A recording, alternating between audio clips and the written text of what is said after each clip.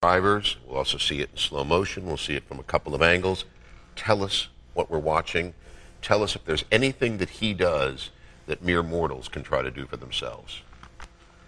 Well, first of all, let me just explain to the audience that great players swing well from above their waist on their backswing. As his arm swing, notice how his upper torso turns. And on the way down, on the downswing, the lower body moves beautifully. So great players swing well from above their waist on their backswing and move beautifully from beneath their waist on the downswing. And he correlates and synchronizes that. Now, he was looking down the fairway to decide where his ball is going. Notice the width of his stance to support the amount of force that he needs to generate from his upper body and support it with his lower body. And his arm swing is probably the fastest arm swing in the game today.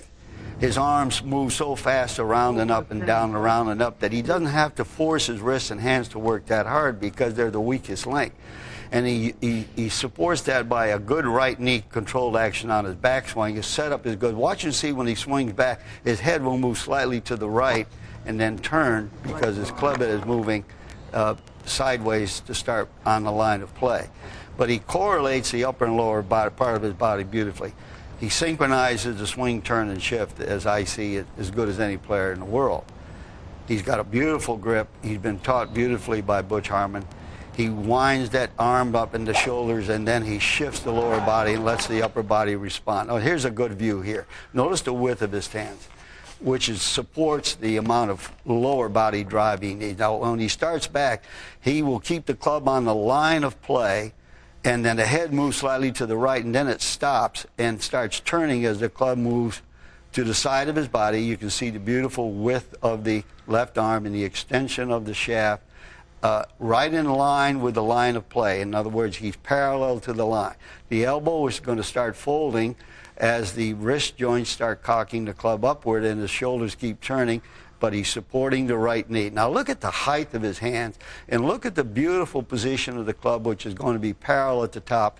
To me, is the important position in golf for balance. His upper body's coil has got time to shift.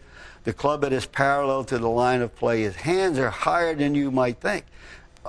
He's got all that leveraged and giving this club head time to go up and come down and giving his body time to shift forward and then around. When you combine that vertical leverage and that lateral and rotary force like he is, it's amazing. Now watch his downswing.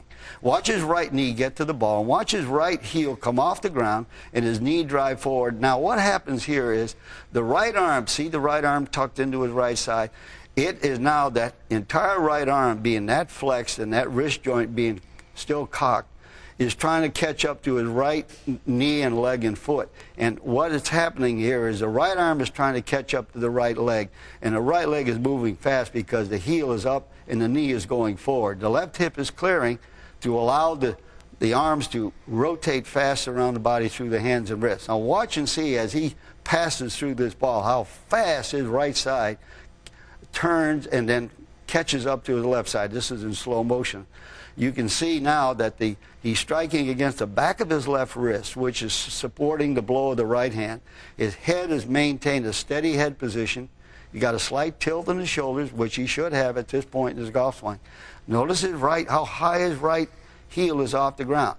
And watch and see now, because of the force of the golf club moving so fast around his body, that the hips are clearing fast and the right knee is starting to move closer to the left knee very quickly.